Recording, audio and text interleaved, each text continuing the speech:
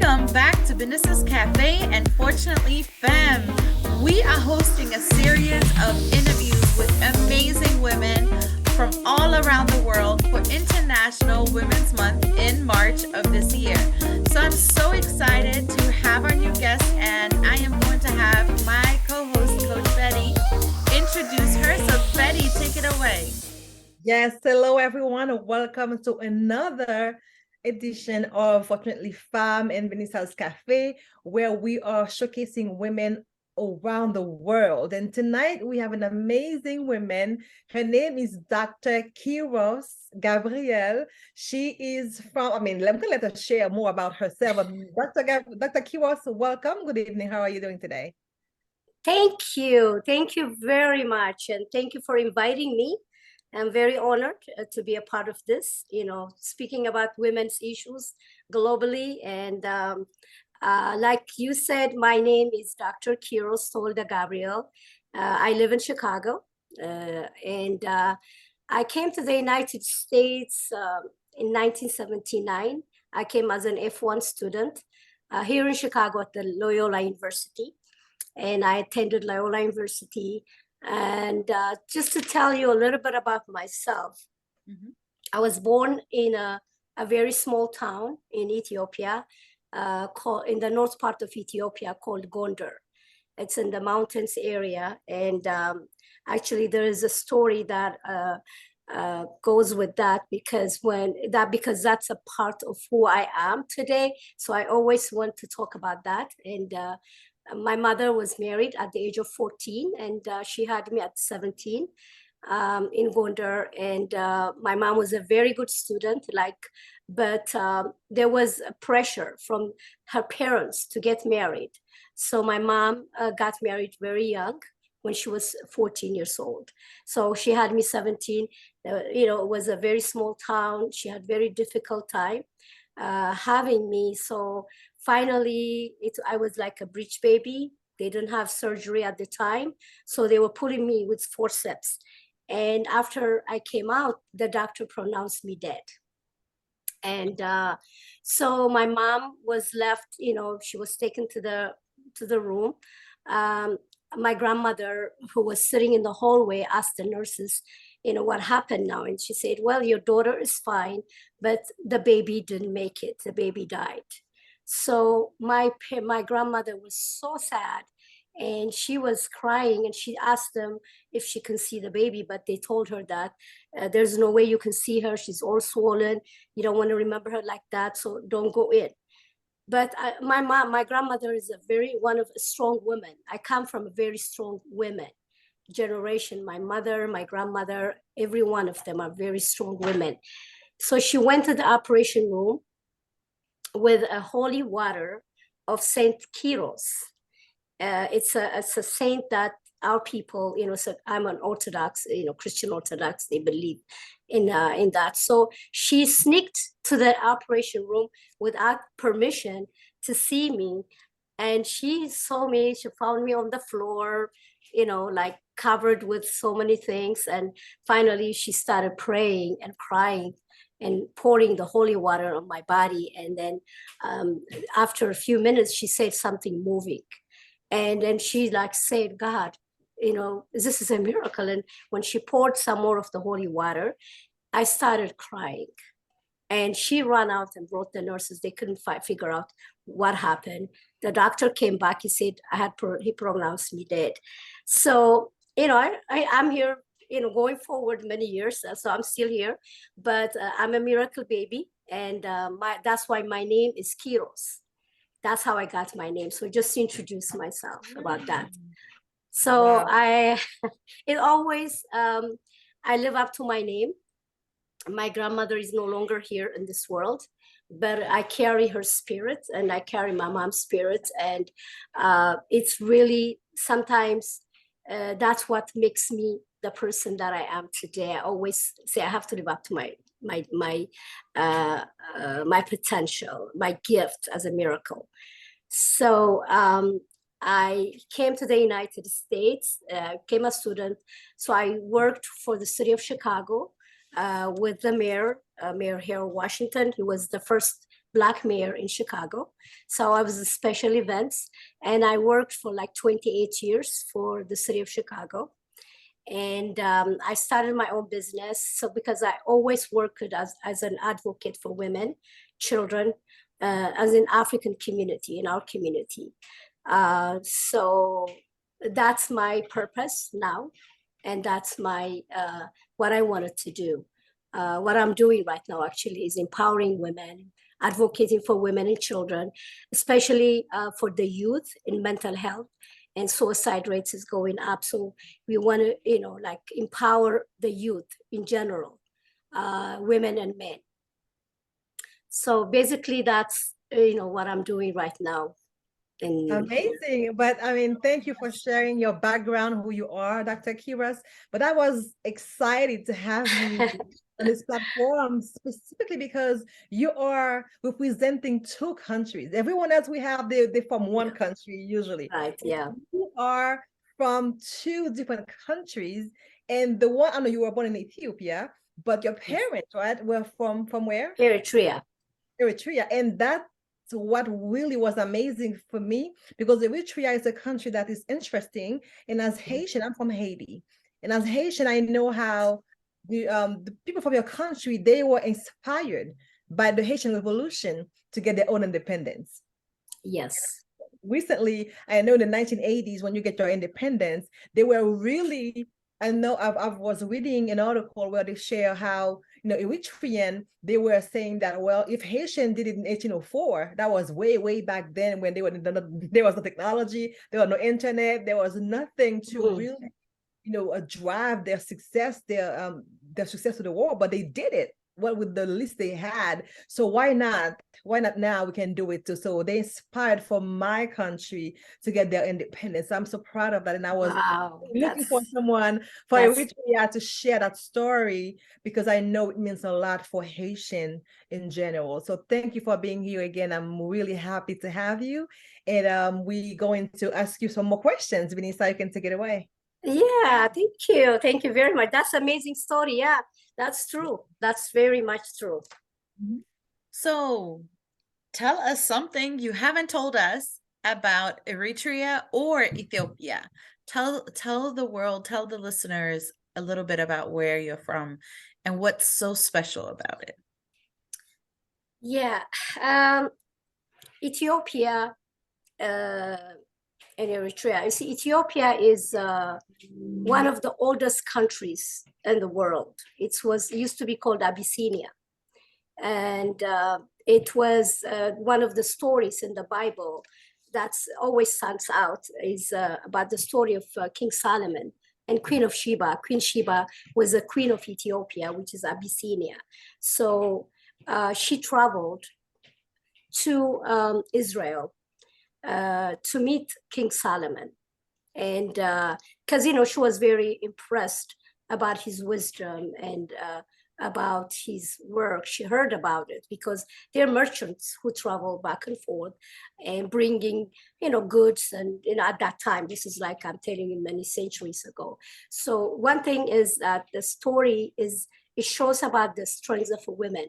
At that time, she was the queen of Ethiopia and Abyssinia in general. She went and she met King Solomon.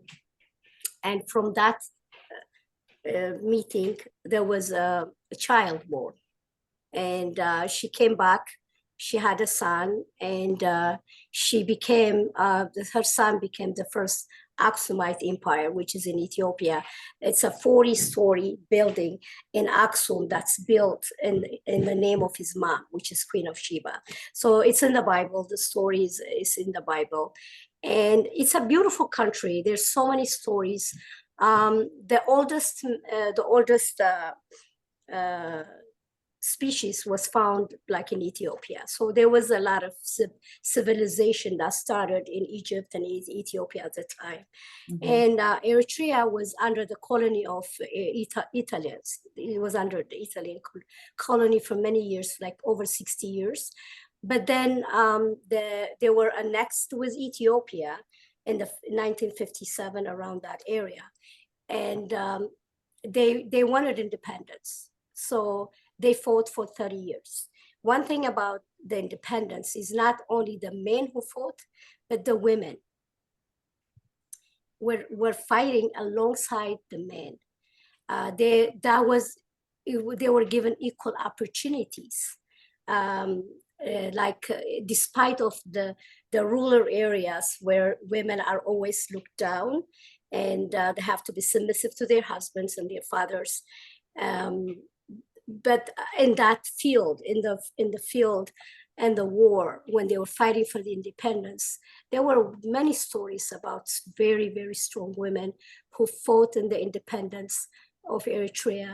And, some didn't make it, but, a lot of people make it, who without got their independence. So Eritrea is independent. They're two different countries, but, we share a lot of culture. We share Ethiopia and Eritrea.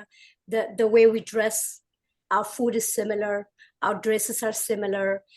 There's so many traditions that we carry, which are very similar to one another. So it's basically, we're two different countries, but we share a lot of things, in common.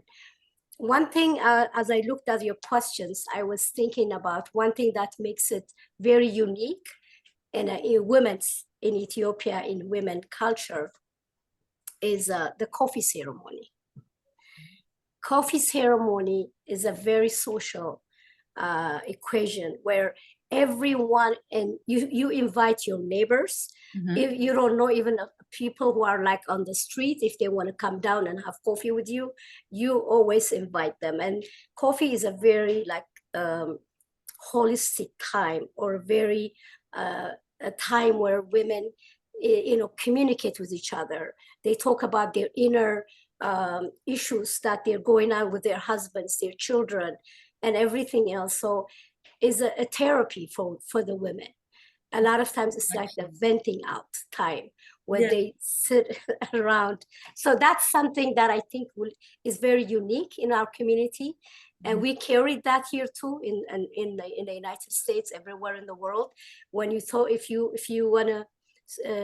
you meet an Ethiopian or Eritrean and you ask them about coffee ceremony, they'll tell you how it is done. And so I think that was really helped a lot of women get their energy, their empowerment, advice from an older generation, like the married women. They hear stories and how they cope with certain situations. They'll be able to let them know. So I think it was very helpful, and I think that's one of the unique traditions that we have. And it's like there's snacks, and then there's essence where you put a coal on a coal fire, you put the essence and then it's burning. So it's a very social ceremony. So I think that's one of the things that is very unique about our culture, especially for women in Eritrea, in Ethiopia. So let me ask you this now. So how often is that ceremony happen, the coffee ceremony? Back home, like in Ethiopia, maybe twice a day in the morning before they start doing their job, their work. A lot of times, I'm telling you about these women who stay home, raise their children. But there are a few of us, not, as much as I would like to see. A lot of women are just staying home, but there are a lot of women who go to work. But this is for women who are raising their children at home. So twice before they start work in the morning, they get together. And then the other thing is, it's not only in one house. You get in one house this one, and then the other person, your neighbor, calls you. So they all go there, and then they start it's twice a day. So they take turns. So maybe mostly twice, 2 or 3 times a day they do that. Got it. We have that in my culture too. I'm from Bosnia, and we do that too. And it's always when you want, when you call somebody to come visit you, you always say, come by, let's have some coffee. It's kind of similar to that too. Yeah, it's very nice. And then plus the thing is, there's no, you're not afraid to invite your neighbor. You know, we're like very social people, Mhm. very loving, very hospitable, you know, very hospitable. So if you go to Ethiopia or Eritrea, that's how they are. People are very hospitable and very loving. Wow, that's awesome. But now tell us about the women, how women are viewed in both countries. I mean, I know they were one at one time and they, they get their independence, they became two different countries. But now tell us how women are viewed. Is it the same since they were one country at once? Tell us about that. You know, a lot of women are always viewed like second citizens. You know, it's mostly is like the gender roles are clearly defined in Ethiopia and Eritrea. Like men are the ones who hold the most authority. Women are generally like considered to be, like I said earlier, subordinate to their husbands and fathers. And, you know, even when it comes to entitlements, like assets and resources, it's always given to a male. Even there's a, you know, like when you have a boy, is a big joy. Like if a boy is born in a family, it's like a big joy. A woman, oh, it's a woman, okay. It's like it's not as excited as they are excited as having a boy, you know. So they always think like a boy is the one who will hold the family together. So there's always you know, women are always viewed less, and you know, they're also bound home, you know, they have to stay home, cook and clean, take care of the children. They carry the burden, you know, all the burden of the housework, the caring for their children, caring for the husband, you know. And then also they have to listen to the husband, you know, tells them to do. They cannot just make their own decisions on their own. But it's changing now. You know, a lot of things are changing. There's many organizations that have started in both countries, especially in Ethiopia, about, you know, gender equality, about women's empowerment and things like that. And, you know, in increasing educational opportunities for girls and women. Because a lot of times women were just start school early, like just another boy, you know, with boys in the same time, but then they stop school at the age, you know, like elementary school. They don't keep going, you know. Maybe some they go to high school, but they can't go to college. They don't want to go to, they either get married, or there's always maybe an income, you know, they don't have enough income to keep going. And they, you know, so that is changing, you know. Now it's not like it used to be. You know, a lot of times women are given opportunities for education, self-empowerment, self-sustaining. So, you know, like some, you know, businesses, women-owned businesses, so that they can get an income to be empowered, you know, a little bit more self-sufficient. So it's changing, but women usually they're viewed like that. And then the other situation is in the rural areas, and mostly they're always depending on agriculture, and women work there also in plowing the land and helping their husbands. And also they come home and they still have the responsibility of cooking and cleaning and childcare and all that. So they work harder. They get, you know, it's very, they believe they don't think there is any other way. But that's the way their life has to be. So there's an education that needs to be expanded in Ethiopia or Eritrea, teaching women that, you know, they have to do, you know, to believe in themselves, you know, to be more respectful of themselves, and to be empowered to get the education that they need, you know, help them with getting education so that they can be more self-sufficient. financially, emotionally, and educationally, that's expanding now. So I guess it's changing now a little bit. So that actually brings us to the next question, which is, how have things changed in the last years? Yeah, it has changed a lot, I would say, except that, like there's always this racial motivated killings, their war that's going on in Africa in general, not only in Ethiopia and Eritrea. Racially motivated killings. There's a lot of times women, the women are raped. There's women, violence against women that's been going on for many years, and it's not even punishable for a man to do that. If they're not get punished, it's just okay to do that. But has been a struggle going on. There's a lot of people out there who are fighting to change the view of the men, in power, the leaders. It starts from the government, starts from the leaders, to change their view about women, to be more respectful, and to see women as individuals, as human beings, to be treated,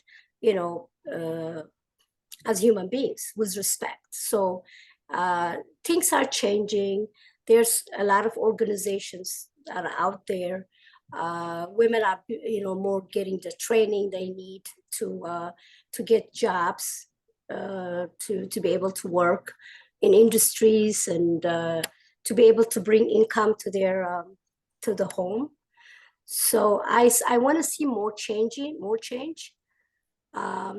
But it's good that there are people who are aware that this needs to change. Yeah, I completely agree with you. You're muted, Betty. Oh. I was trying to comment, but I was muted. Yes, I was saying that's good to know that your country, the people, the organizations, they are working hard to empower women and to make a change. It's time to be better and to do better. So I'm happy to hear that. So you're not really stagnant, but you are there. Yeah. People are working diligently to change the situation for women in both countries. That's amazing. Yes. Yeah. I think it's very important for all women to get together, to empower each other and empower the women who are doing this. We live here in the United States. I live here, but it's like the women out there. We have to empower and create leaders, women leaders who are able to carry this task. Yes, ma'am. And that's what we are here. That's the whole mission. We come together to really show the world that it's not, don't take your freedom for granted, because not everyone, in the world has the same opportunity that you have in the US.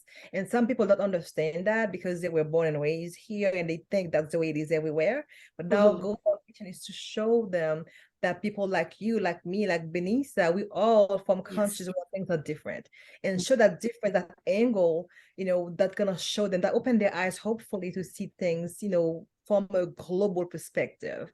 And that brings us to our next question, Dr. Kiros, which is there any equal opportunity for women in both countries as far as finances or health or education? I know you mentioned that women are going back to work now. They stop maybe being, at home, taking care of their children. Now, are they able to receive equal pay? Is there such thing as equal opportunities for women in both countries? I can't say that it has greatly changed, but it's a good beginning. I would say that women are asking for, equal pay for jobs that they do, similar jobs that they do with other men. They're demanding that. It's not really happening because there are certain positions that they don't want to hire women for, even though they're capable of doing it. So there's still that discrimination against women. You know, it is changing. You know, we see there's a lot of women now, at least I see a lot of women in positions, big positions in Ethiopia. Like the president now, Ethiopia is a female. And there are some key positions that. Didn't know that. Yeah. Wow, that's amazing. Yeah, she's a female, a woman. She's the one that is the president, but then the prime minister is the one who makes most of the decisions and you know, about the country. She's very educated. She's a very talented woman, and so she is the president. And there's some other key positions also that are, you know, the women hold in Ethiopia. I can't say that as much in Eritrea, but in Ethiopia, there are a lot of key positions that are also taken by women. And I think both countries, you know, there are women that are forcing this to happen. Organizations, and then also who are, you know, women who are organized together so that they could fight for their rights, for their place in society, to show that not only by speaking, but by actions, by what they do, you know, by, you know, educating themselves and, you know, being out there speaking and being engaging in, you know, community work and things like that. So I think it's changing. I want to see more change. I think we have to do more work in this, because I see there are a lot of women still also that are living in very in domestic violence. They are you know, early marriages, like child marriages, rape, and all that is not even accounted for. You know, the people who do this, they're not accountable. They're not found accountable for it. So there needs to be more education about that girls and women should be more respected. You know, they're not toys. They're human beings who are capable that to do anything you teach them to do. Mm-hmm. Give them the confidence, give them the education, give them the opportunity. I mean, they can do that. You know, I can speak for myself. I grew up in a home, it's more modern. I was given the opportunity to be able to be who I am, who I wanted to be. My parents encouraged me to go to school. They encouraged us to read books when I was back home. So I can see how effective it is when you teach a child, when they're children, you know, growing up, that they are capable to do what they want to do in life. You know, being supporting, being encouraging, you know, not telling them words that demonize them, because words are very demeaning. They can put you down. They can make you lose your self-confidence, and you would feel like you're nobody, like you cannot do anything. Because if you're told repeatedly negative things when you're young, you know, especially girls and women, that they're not able to do what they wanted to do in life. You don't have any chance. You don't have any way to go to do what you wanted to do in life. Your job is just to be a wife, or your job is just. So I think that's what we need to teach the women, you know, or the men, even in general, because it takes not only a woman, but a man has to understand that when they, as a parent, that they have to teach their children that they are enough and they matter in this world. Mm-hmm. And not demonizing words, because words can really destroy the mind. And if you destroy the mind of a person, they're not going to be able to function because they don't believe in themselves. So I think, we need to change that globally. We need to work on that. There's a lot of work to be done on that, because women in every country, like Asia, Africa, everywhere, they've been put down. And they're told, you cannot do this. You cannot do that. You're a woman. You're not able to do this. You have to be quiet. You can't speak louder. You can't speak, a woman should not act this way. A woman should be acting this. So when we tell these girls like that, what are we teaching them? So we need to change all that.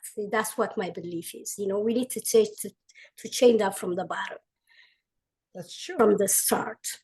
Yeah, you're very right. And even, I grew up in Germany, and even there, I was reflecting as you were speaking, and even there, everything had you basically had a path, that was kind of already laid out for you. And this is the direction you need to go. And you can, choose something in the medical field. You can go be a hairdresser, cashier, maybe a banker. Then as you get into the more advanced jobs, that's already where you see less and less women. Oh, nurses, of course, anything medical, but then doctors, you see more male, Yeah.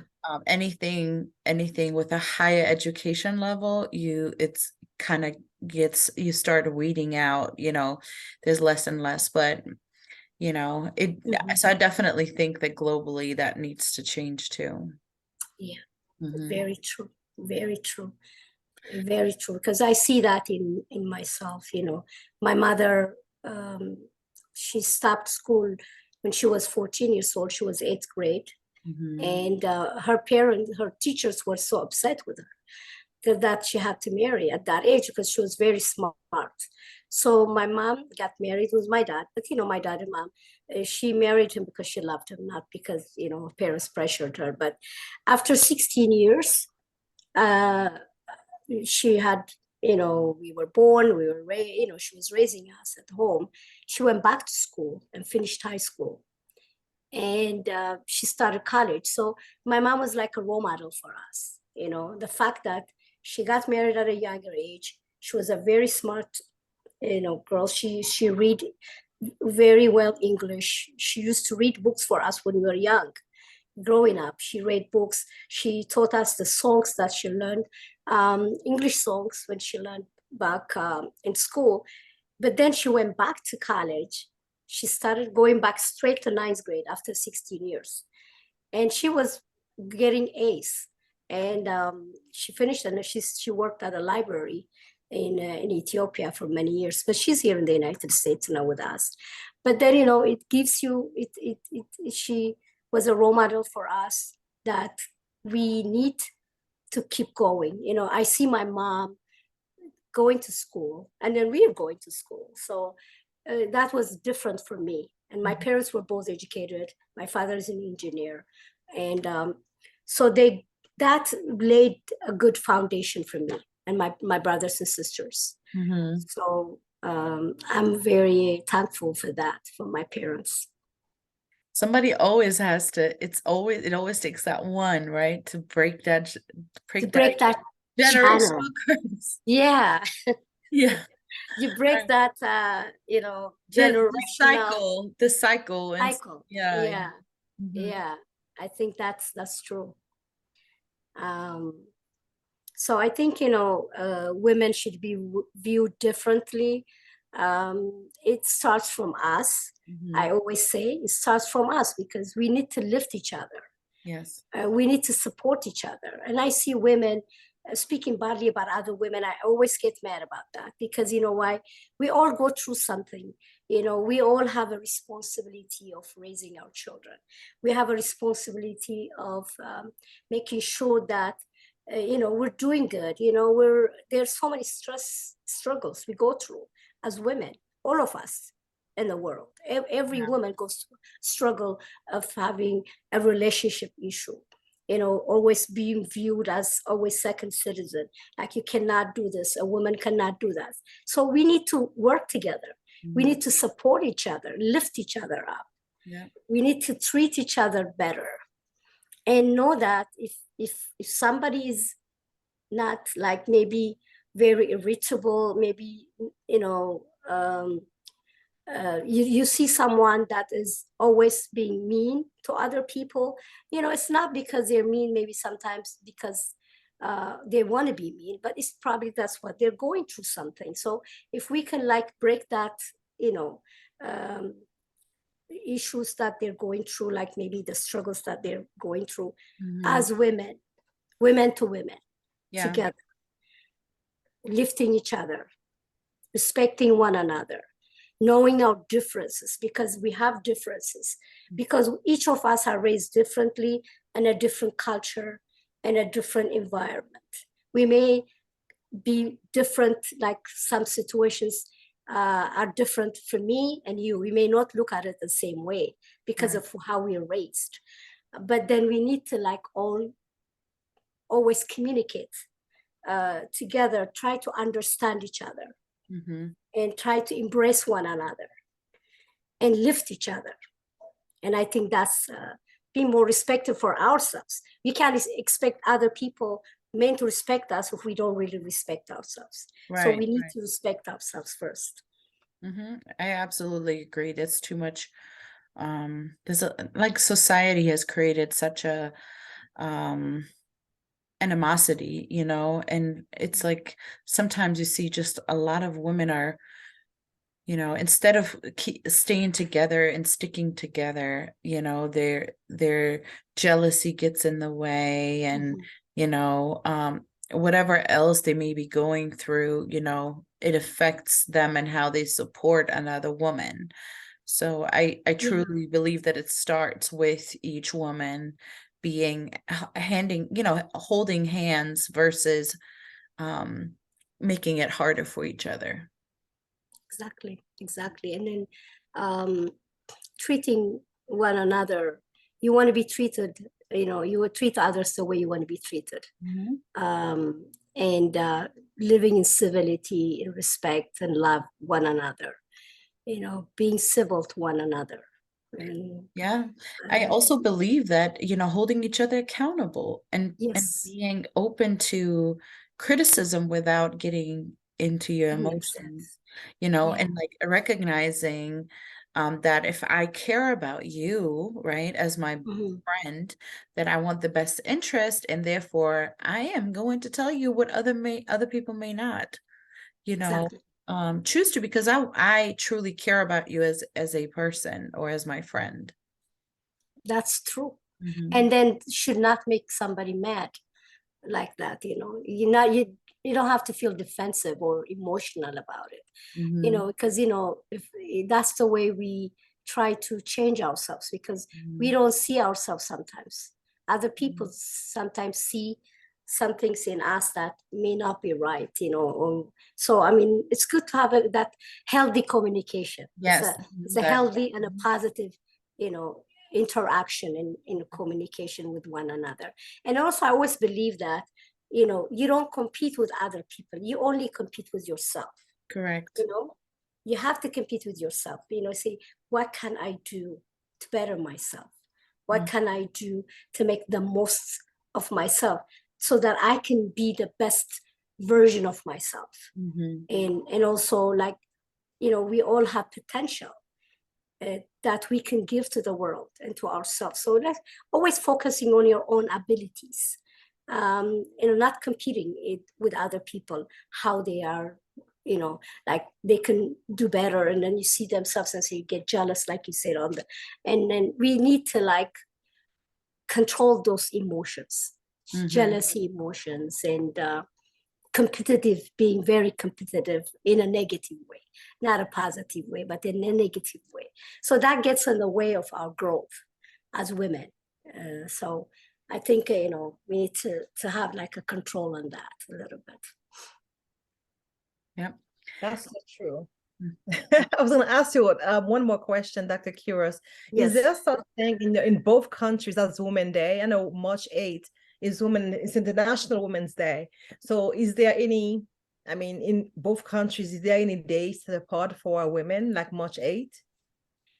Yeah, there is March 8th is celebrated in Ethiopia and Eritrea, both, and it is Women's Day is celebrated. A lot of times, like in Eritrea, Women's Day is celebrated mostly also with the women who sacrificed themselves for the independence of Eritrea. The women who died, were selfless and was fought in the war. And so, a lot of times, they try to remember those things and empower women and to better themselves and be better parents to their children and to the society. So it is celebrated. Even here, they celebrate. The Ethiopians celebrate in Ethiopian community. It's celebrated in Eritrean community here. Also, is celebrated with like dancing and music, and women dress up and with a traditional dress. We have a special traditional dresses that we wear, and we get together and not political, not religious, not it's just celebrating women. So we do that. That's amazing. How many languages do you speak over there? I speak Tigrinya, which is an Eritrean language, and I speak Amharic, which is the Ethiopian language. Mostly Amharic is the language. Like, in Ethiopia, there are about 300 different dialects. And I can see languages. You don't even understand each other. It's like different languages. But there is one main language in Ethiopia that's spoken widely, it's Amharic. So that's the only way you can communicate. A lot of times people don't, if you don't know Amharic and you go to the rural areas, it's very hard if they don't know Amharic, it's very hard to communicate with them because there's so many different languages all over Ethiopia. Eritrea is a smaller country by the Red Sea. It is the language, there are a few languages, like I think 9 different tribes, and but Tigrinya is widely spoken. So I speak that language too. The 2 languages, Tigrinya and Amharic. Yes, more power to you. And I have a question too before we move on to the next. So are there any communities actively in Atlanta? I mean, you in Chicago. Yeah. So are there any communities actively working in Chicago for both countries? Are you part of them? Yeah, I am a part of the Ethiopian community here. And also there is an Eritrean assistance like foundation organization. I'm very involved with them because, I do have my own organization as also here in Chicago. It's registered here in Chicago. It's called Our Legacies Left Behind. That's the name of my organization. It is, my organization is empowering others to live up to their potential, knowing there's an end for us because, we're not going to live here forever. And just to remember that to live mindfulness, to practice mindfulness, to live your life knowing that there is an end and like living a legacy. How do you want to be remembered? What do you want to leave behind? How do your children want to remember you? How do you want the society to remember you? So, those are the things that I want to make people aware of in my organization so that they can live up to their potential. They could live up to their their capacity and their potential, God-given talents. So I work with the homeless here in Chicago, with Eritreans and Ethiopian homeless people who are very, homelessness, trying to get them, a place to stay. And also like if they don't have any paperwork, I work with the lawyers and attorneys here to see if we can get them back on track. So I work with the organizations, Eritrean Foundation. I refer them to them now since this has established here, and I work hand in hand with those organizations in helping the homeless and homelessness, opportunities for jobs, and also I am a part of the Mayor Lightfoot's Community Engagement Council. I am with the African and Caribbean committee with the mayor of Chicago. So we do a lot of we meet occasionally, and we also bring out the issues that affect our communities. What do we need in our communities? What are the benefits that we're missing? So I work with the Eritrean community organizations and see if I can relate to the mayor's office and other offices here in Chicago that we can get some assistance for. So thank you for sharing it. Thank you for doing all that too. And I'm happy to share that recently, last week, I joined the Eritrean community in Atlanta. They have a huge community in Atlanta. They invited me, they reached out to me, and I joined, and they have an event next week in Atlanta. It's next Saturday. They have a summit where they will combine all Africa. I'm excited. I can't wait to go on Saturday morning. Oh, really? You live in Atlanta? Do you live in Atlanta yes, too? In Atlanta, yes. And the event is Saturday, the 18th. And the 18th, is that for the women, for the Women's Day, the March 8th? No, it's not something before. February 18th. Yes, they're having an event in Atlanta. Tomorrow. It's tomorrow, Saturday. Yeah. No, the next week, the 25th. Yeah, no, it's not tomorrow. That's wonderful. You'll enjoy it because they're very hospitable, like I said. I will join, definitely. So, but thank you for sharing. So I can't wait to really get to know them because we have so many similarities between Eritrea and Haiti. So I can't wait to really get to know these people to see how we can help each other and collaborate in so many levels. So thank you so much. That is amazing. That's great. So we will work together too. Yeah, sure. We can collaborate. I will invite you when we have something here in Chicago. Yes, ma'am. You guys can come over, and that's why we empower one another. Right. Yes. So, Dr. Kiros, I have one more question for you, and that is, what message would you like to share with the world? Anyone that's listening to this podcast right now, what would you like to tell the women of this world? Okay, I want to say, know your worth, your value, know that you are valued and you have, you know your worth, regardless of who you are, where you come from, what color, what gender, what ethnic background you come from. Know that you have a special, unique talent that God has given you, and that you can give the world.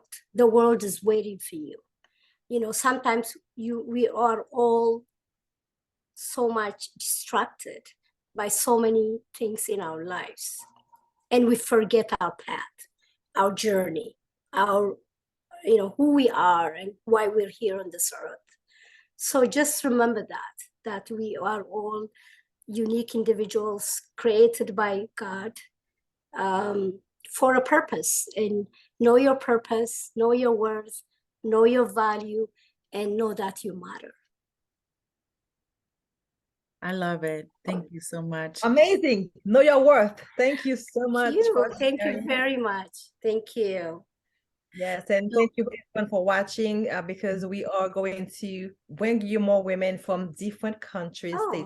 Okay, let me know when the show is going to be. Yeah.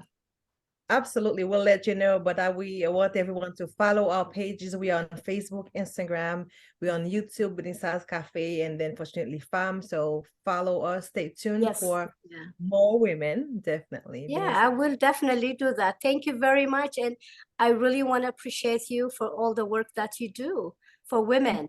Thank you. Thank you very much for inviting me. Thank you. It was so great meeting you. I look forward. Very nice to meet you. Yes.